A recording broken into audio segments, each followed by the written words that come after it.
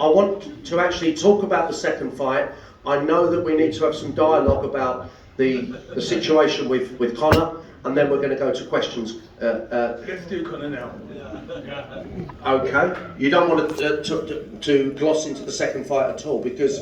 Okay. Let's go. I'm going to wind up the interview with myself and yourselves by just a glossary from both of you with what's happened recently with Conor Benn and obviously your son as well, Chris. This has been a tough time for both families, for both camps, for both boxers. The way this has reverberated through the sport of boxing as well, and there's been a lot of bad things flying in all directions, and obviously I understand there's still investigation to go. But I would like your take on where this is at right now and where you think it should end. Well, first of all, I'll start off. I know my son. I'm 59 years old. I train twice a day, every day. I'm a dedicated person. Anything I put my mind to, I do. I'm saying, me and my peak, I'm here. My son Conor in his fitness regime is already here. Completely different. If my son ever took a performance-enhancing drug, I'm sorry to say, I'd hang him out. I'd say, you know what, son? I'd say, son, I love you, but you're on your own.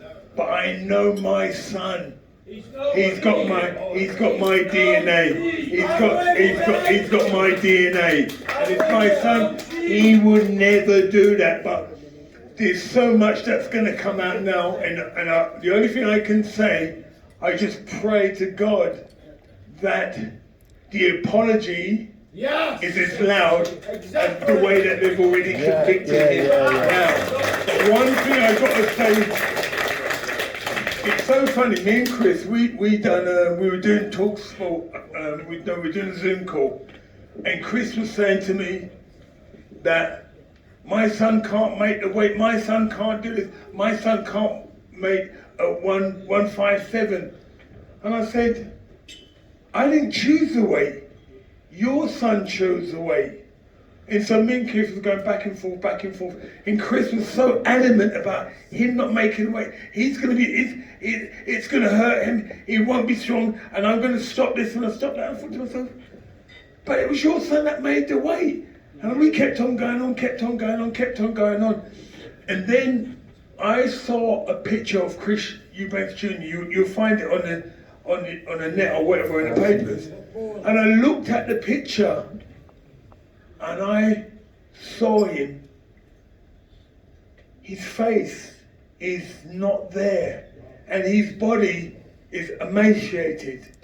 And I sent Chris a text saying, sorry Chris, I didn't realise what you were saying. And I asked Chris, I said, please forgive me, Chris, because I honestly believe if my son had fought Chris now, I believe Conor would have hurt him just like what happened to Joe McClellan. And I know my Heavenly Father said it's not going to happen. It wasn't nobody stopped this, but I believe Jesus stopped this fight happening because I don't want nothing on my son's head saying like, you know what, you maimed him, you're on drugs. God's saying this is not happening, not until I clear my son's name. Then, and I said to Conor, if you do fight him, he's not fighting at 157. I want you to fight him at 160. Then the fight can happen, because the one thing is, I wouldn't want my son going through the same thing I went through with Joe McClellan. All my sons do that.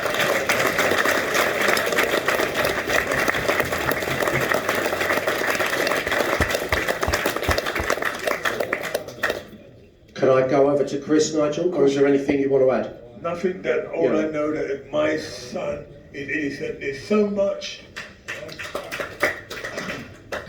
There's so much that I would love to say, because we knew about this 3 months ago, where they said there was a trace in it. I thought, you know what? But we carried on training. But then, there's so much scientifically I can't say, but we know that we're sending out we're paying for our scientists to go out there and sort this out, because at the end of the day, I know my son. My DNA is in him. Yeah.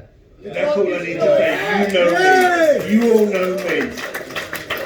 That's it. Chris, I'm going to come over to you now and give your take on this. You've got the close of this, so I know it's also been a very tough time with, you know, as it has for Nigel, with all of this coming out the way it has, the way it's unfolded. So would you kindly just open up and explain your feelings, your thoughts on this? Shh, guys, your thoughts.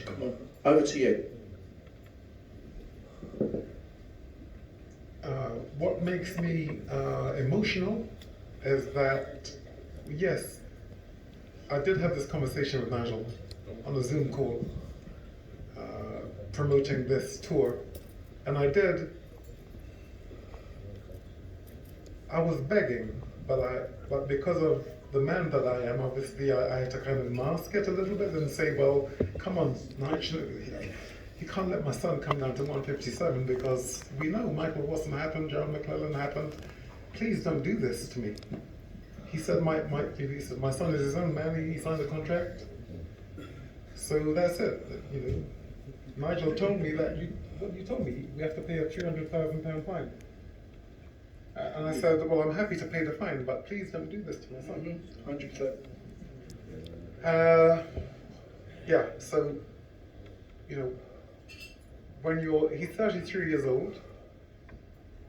When he was 26, he could have actually come down to 157. At 26, you can, but at 33, you can come down, but then you're not going to beat the person in front of you, because all you are is hot air. You think you can, but you're not listening, or he wasn't listening to his dad, who has been there. And I've named them. Yeah, I've been hurt. So I know, but he won't listen. He won't listen. So you know what I did? What do you think I did? What? Walked away from it. Oh no, I walked away. I never had anything to do with it. No, I didn't say anything about it. I didn't say anything about it until I actually, because I was actually in South Africa, where is my home now. I was there, and I was taking time to build my new family there. So I didn't know what was going on. I didn't really watch the news, period. I don't look at what's going on in boxing, because I'm busy now in my next life, and it's in South Africa. So what I did one thing, and I believed that it was already done when I asked. So I prayed. That's what I did. I prayed. I said, please take this over, because I can't do it. I don't know how to do it. So please take it over. And I believed that it was done. I'm talking about instantly. I believed it was done. And I never went back on my feeling that it was done. All I done was say, thanks, thank you. Kept on having the belief that it's done. Did Mayweather bother you? One second. And the day before the fight, it was miraculously called off. Now, all the things which are involved, I don't know about that. I just prayed, because when you pray, it works. If you believe it's worked, it's already worked. Sounds really strange, I know. And probably, I've probably sounded strange to you all night, but I probably looked strange as I came in, because I was into that music. But it was good.